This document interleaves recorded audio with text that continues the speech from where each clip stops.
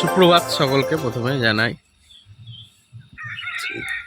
কালকে রাতে আমরা এখানেই থাকি, আমাদের তাঁবু টেন্ট।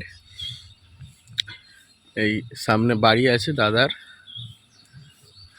মেঘরাজ দা, উনি আমাদের এখানে থাকার পারমিশন দিয়েছে, তাই আমরা ওনারই বাড়ির উঠোনে আমরা কালকে টেন্ট ফেলেছিলাম। মেঘরাজ দা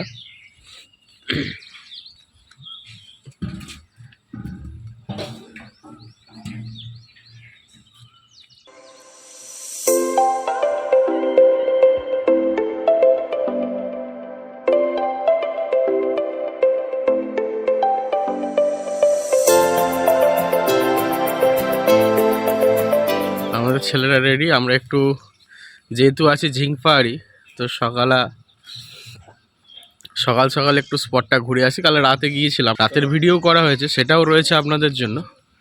সকালে একবার ফার্স্ট সকালে জাস্ট এক রাউন্ড ঘুরে এসে আমরা বেরিয়ে যাব। তবে সকালে কি অনুভূতি পাবো বলতে পারবো না, কিন্তু রাতে দুর্দান্ত অনুভূতি পেয়েছি।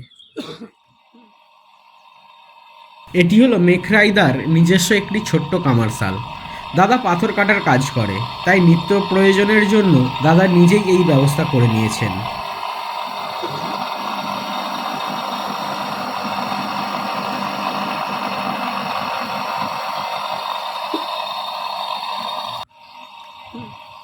দেখুন, ছোট বড় মাঝারি পাথরকে কেটে কি সুন্দর দেয়াল তৈরি করেছেন দাদা। সত্যি অসাধারণ হাতের কাজ দাদার।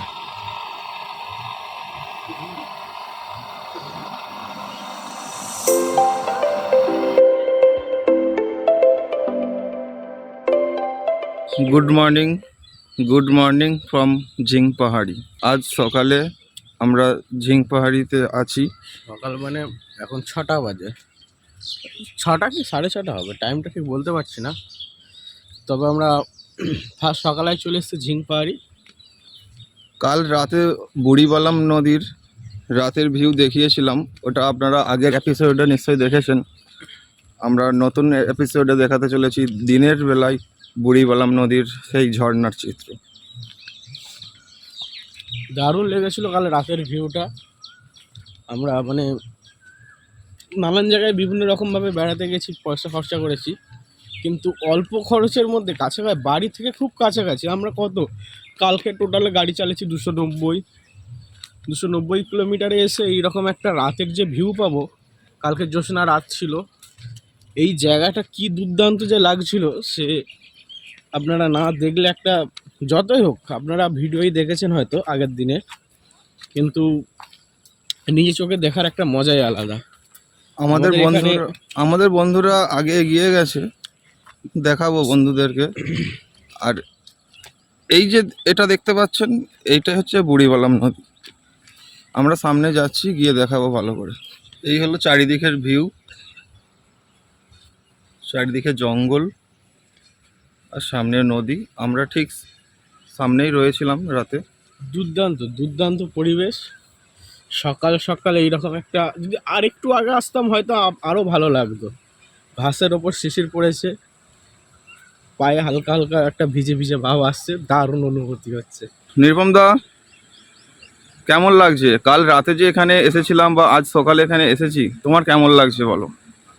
আমার তো খুব ভীষণ ভালো লাগছে, পরবর্তীকালে আবার যেন আসি, এটাই আমি চাইছি।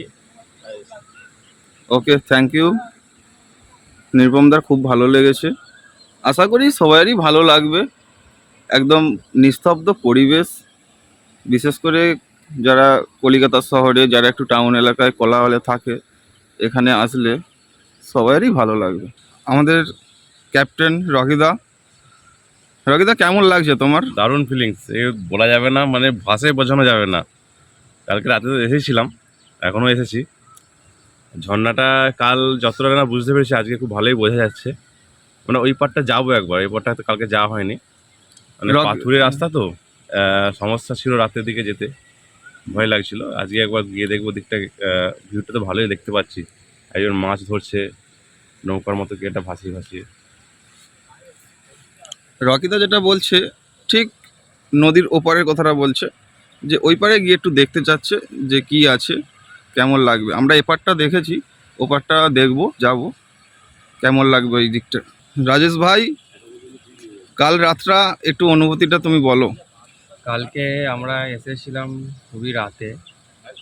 এটা প্রথমে বুঝতে পারিনি আমাদের কেমন কি লাগবে, খুব ভয় করছিল প্রথম টাইমে। বলছিল যে এখানে সাপ টাপ আছে, সে যাই হোক, কিন্তু এসে আমরা পুরোটাই মাইন্ডটা পুরো চেঞ্জ হয়ে গেল যে এইরকম অনুভূতি হয়তো আর কোনো দিন আসবে না বা পাবো না। এখানকার লোকের সাপোর্টের জন্যেই আমরা আসতে পেরেছি কালকে। বাকি খুব সুন্দর লেগেছে, ঝর্ণাটা দারুণ লেগেছে। আজকের থেকেও কালকে রাতের যে মানে দৃশ্যটা খুবই ভালো ছিল। বেশ, থ্যাংক ইউ রাজেশ ভাইকে, থ্যাংক ইউ জানাই।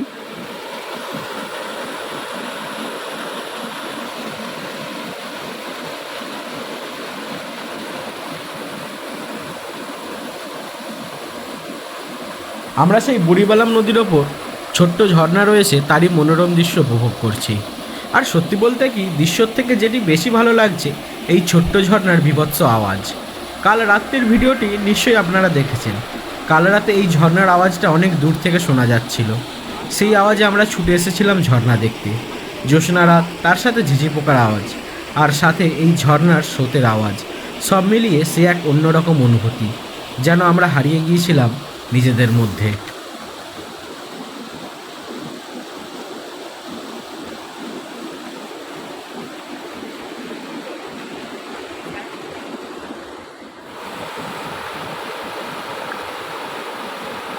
আর একটা কথা এখানে বলতেই হয়, কাল রাতের অনুভূতিটা অন্যরকম ছিল, কিন্তু কথা হলো আজ সুন্দর সকালের মিষ্টি রোদের ছোঁয়ায় এই পাথরগুলো ঠিক সোনালি রং ধারণ করেছে। তার সৌন্দর্য আবার আলাদা। তার সাথে যোগদান করেছে চারিদিকের সবুজ গাছপালা আর শীতল বাতাস। সব মিলিয়ে এই ঝিংপাহাড়ি ভ্রমণ আমাদের সার্থক।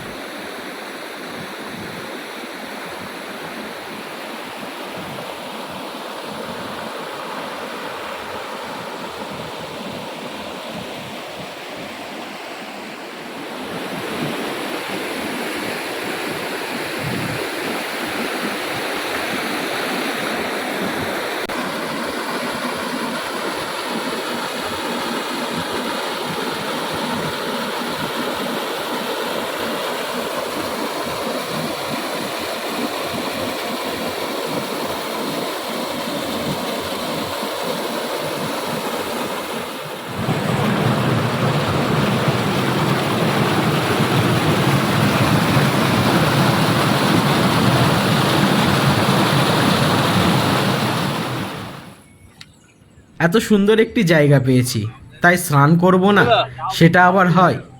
আমরা নেমে পড়েছি স্নানের জন্য।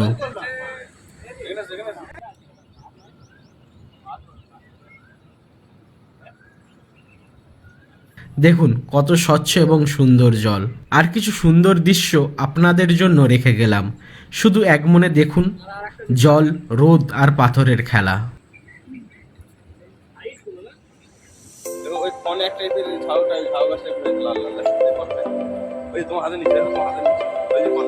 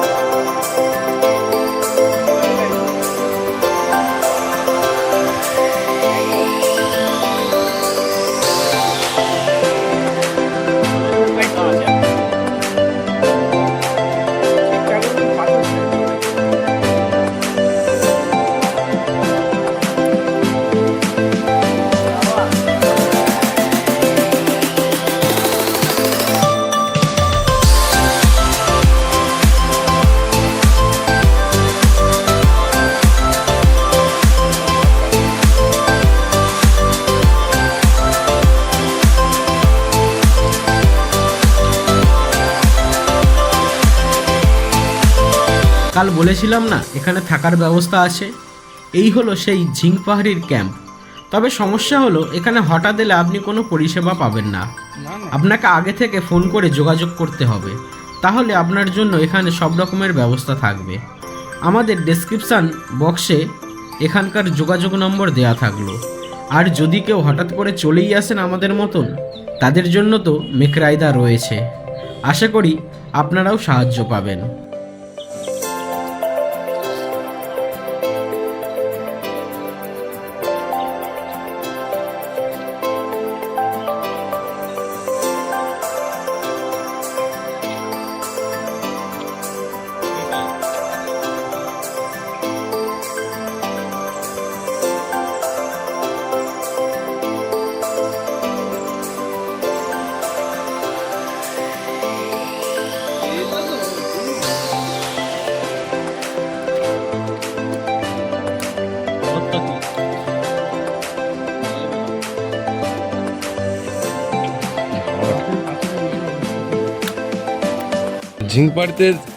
ঝিংপাড়িতে এসে একটা নতুন গাছ দেখলাম, তাতে ফল ধরেছে।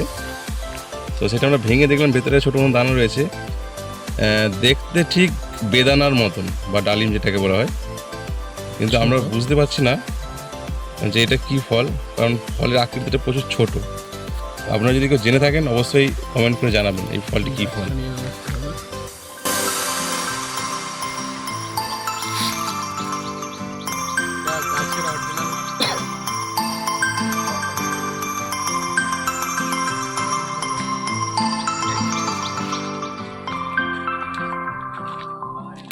আমরা এখন ঝিংপাহাড়ির মেঘরায় দাদার বাড়ি থেকে বেরিয়ে যাচ্ছি।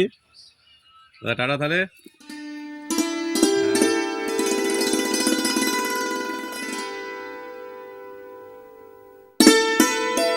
মেঘরাইদাকে অনেক অনেক ধন্যবাদ তার বাড়ির উঠানে স্থান দেওয়ার জন্য। শুধু তাই নয়, কাল রাতে দাদা আমাদের অনেকটা সময় দিয়েছেন। ঝর্ণা দেখাতে নিয়ে গিয়েছিলেন, খাবার জল দিয়েছেন। আবার টিমের যে মেন ক্যামেরার দায়িত্বে আছেন অনুপদা, তার জন্য স্পেশালি ভাত দিয়েছিলেন, কারণ তার একটু ভাত না হলে চলে না। আর আমরা তো মুড়ি খেয়েই কাটিয়ে দিলাম রাতটা। সেই সবের জন্য দাদাকে শুধু ধন্যবাদ দিয়েছি। দাদাকে আমরা টাকা পয়সা দিয়ে ছোট করতে চাই না, শুধু বাচ্চাগুলোর জন্য কোনো উপহার আনতে বা দিতে পারিনি, তাই কিছু টাকা দিয়েছি দাদার হাতে। বাচ্চাগুলোকে কিছু কিনে দিতে বলেছি আমাদের তরফ থেকে। তাহলে এখানেই শেষ করলাম। সত্যি বলতে কি মনটা একটু খারাপই লাগছে, তবে আমরা আবার আসবো এই জায়গায় কোনো না কোনো একদিন, আর এই দাদার উঠানেই থাকবো। নমস্কার।